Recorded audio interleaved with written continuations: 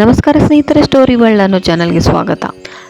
ನಿಮ್ಮ ನೆಚ್ಚಿನ ನಾಯಕ, ಪ್ರೀತಿಯ ಅಭಿನಯ ಚಕ್ರವರ್ತಿ ಪುನೀತ್ ರಾಜ್ಕುಮಾರ್ ಅವರ ಬಗ್ಗೆ ಇಂದು ನಾನು ಹೇಳುತ್ತೇನೆ. ಇವರ ನಗುಮುಖ ನೋಡಿದರೆ ನಾವು ಕೂಡ ಅವರ ಹಾಗೆ ಬದುಕಬೇಕೆಂಬ ಆಸೆ ಚಿಮ್ಮುತ್ತದೆ. ನಾವೆಲ್ಲರೂ ಒಂದು ಸಣ್ಣ ಪ್ರಯತ್ನ ಮಾಡೋಣ ಅವರ ಹಾಗೆ ಬದುಕಲು.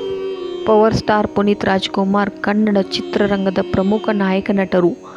ಅಭಿಮಾನಿಗಳಿಂದಲೇ ಅಪ್ಪು ಎಂದು ಕರೆಸಿಕೊಳ್ಳುವ ಪುನೀತ್ ನಟನೆಯಲ್ಲದೆ ಹಿನ್ನೆಲೆ ಗಾಯಕರಾಗಿ, ನಿರ್ಮಾಪಕರಾಗಿ ಪ್ರಸ್ತುತ ಸುಮಾರು 4 ದಶಕಗಳ ತಮ್ಮ ಜೀವನದಲ್ಲಿ ಬಾಲ ಕಲಾವಿದನಾಗಿ 14 ಮತ್ತು ನಾಯಕನಾಗಿ 43 ಹೆಚ್ಚು ಚಿತ್ರಗಳಲ್ಲಿ ನಟಿಸಿದ್ದಾರೆ. ಪುನೀತ್ ಅವರು 1975 ಮಾರ್ಚ್ 17ರಂದು ಚೆನ್ನೈ ಕಲ್ಯಾಣಿ ಆಸ್ಪತ್ರೆಯಲ್ಲಿ ವರನಟ ಡಾಕ್ಟರ್ ರಾಜ್ಕುಮಾರ್ ಮತ್ತು ಪಾರ್ವತಮ್ಮ ಅವರ ಹಿರಿಯ ಪುತ್ರನಾಗಿ ಜನಿಸಿದರು.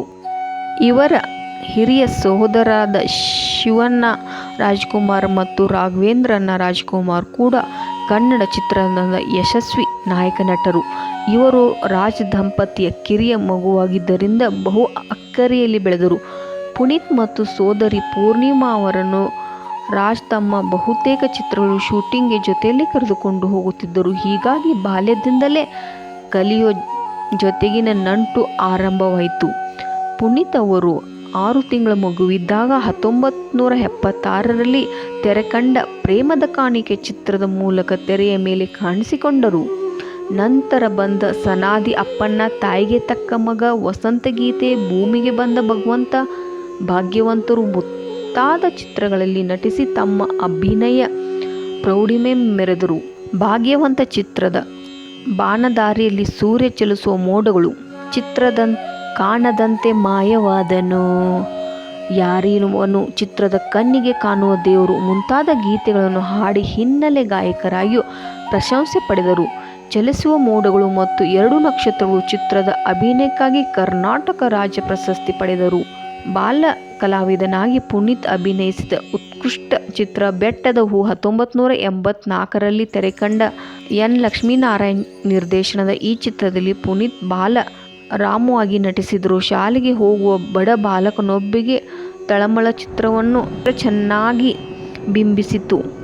ಈ ಚಿತ್ರ ಇಂಗ್ಲಿಷ್ನಲ್ಲಿ ಕಾದಂಬರಿ ವಾರ್ಡೆನ್ ರಾಮಣ್ಣ ಆಧಾರಿತವಾಗಿದೆ.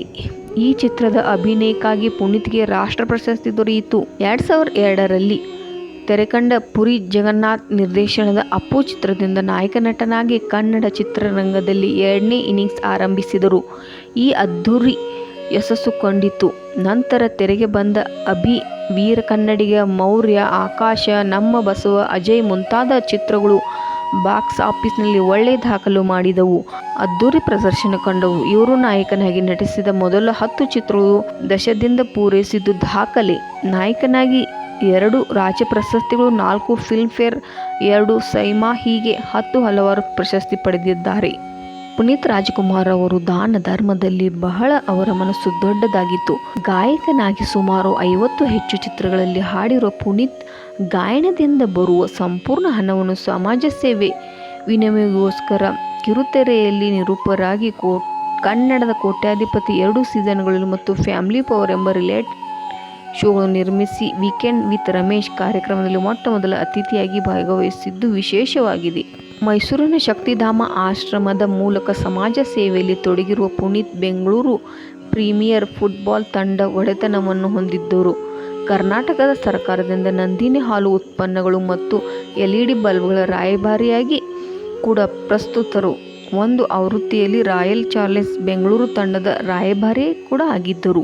ಅಪ್ಪು ಅವರು 1999ರಲ್ಲಿ ಚಿಕ್ಕಮಗಳೂರಿನವರಾದ ಅಶ್ವಿನಿ ಅವರನ್ನು ಕೈಹಿಡಿದರು. ಈ ದಂಪತಿಗಳಿಗೆ ಧೃತಿ ಮತ್ತು ವಂದಿತಾ ಎಂಬ ಪುತ್ರಿಯರಿದ್ದಾರೆ. ಪುನೀತ್ ರಾಜ್ಕುಮಾರ್ ಅವರು ನಿಧನ ಹೊಂದಿದ್ದು ಇದು ನಮಗೆ ಬಹಳ ದೊಡ್ಡ ಆಘಾತಕರ ಸುದ್ದಿಯಾಗಿತ್ತು. 2021ರಲ್ಲಿ ಅಕ್ಟೋಬರ್ 29ರ ಬೆಳಿಗ್ಗೆ ಜಿಮ್ ಮಾಡುವಾಗ ಲಘು ಹೃದಯಾಘಾತದಿಂದ ಕುಸಿದು ಬಿದ್ದು ಪುನೀತ್ ಹತ್ತಿರದ ರಮಣಶ್ರೀ ಆಸ್ಪತ್ರೆಗೆ ದಾಖಲಾದರು. ತುರ್ತು ಚಿಕಿತ್ಸೆ ನಂತರ ಪುನೀತ್ ಅವರನ್ನು ವಿಕ್ರಮ್ ಆಸ್ಪತ್ರೆಗೆ ತೀವ್ರ ನಿಗಾ ಘಟಕಕ್ಕೆ ದಾಖಲೆಯಾಯಿತು. ಆದರೆ ನಮ್ಮೆಲ್ಲರ ಮೆಚ್ಚಿನ ಅಪ್ಪು ಚಿಕಿತ್ಸೆ ಫಲಕಾರಿಯಾಗದೆ 11:45ರ ಸುಮಾರಿಗೆ ನಿಧನರಾದರು.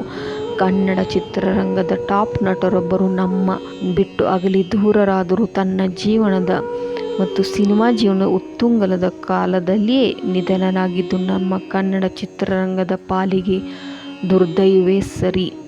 ಸಿನಿಮಾ ರಂಗಕ್ಕೆ ನೀಡಿದ ಕೊಡುಗೆ ಮತ್ತು ಸಮಾಜಮುಖಿ ಕಳವಳಿಯನ್ನು ಗುರುತಿಸಿ ಮೈಸೂರು ವಿಶ್ವವಿದ್ಯಾಲಯ 2022 ಮಾರ್ಚ್ ತಿಂಗಳಲ್ಲಿ ಮರಣೋತ್ತರ ಡಾಕ್ಟರೇಟ್ ನೀಡಿ ಗೌರವಿಸಿದರು. ನಿಮ್ಮ ನೆಚ್ಚಿನ ನಾಯಕರನ್ನು ನಾವು ಕಳೆದುಕೊಂಡು ದುಃಖವನ್ನು ನಾವು ಭರಿಸಲು ಸಾಧ್ಯವಿಲ್ಲ. ಆದರೂ ನಾವು ಪುನೀತ್ ರಾಜ್ಕುಮಾರ್ ಅವರ ಹಾಗೆ ನಾವು ನಮ್ಮ ಕೈಲಾದಷ್ಟು ಸಹಾಯವನ್ನು ಮಾಡೋಣ. ಈ ವಿಡಿಯೋ ನಿಮಗೆ ಇಷ್ಟವಾಗಿದ್ದಲ್ಲಿ ಲೈಕ್ ಮಾಡಿ, ಶೇರ್ ಮಾಡಿ ಮತ್ತು ಸಬ್ಸ್ಕ್ರೈಬ್ ಮಾಡಿ. ಹರೇ ಕೃಷ್ಣ, ಹರೇ ರಾಮ.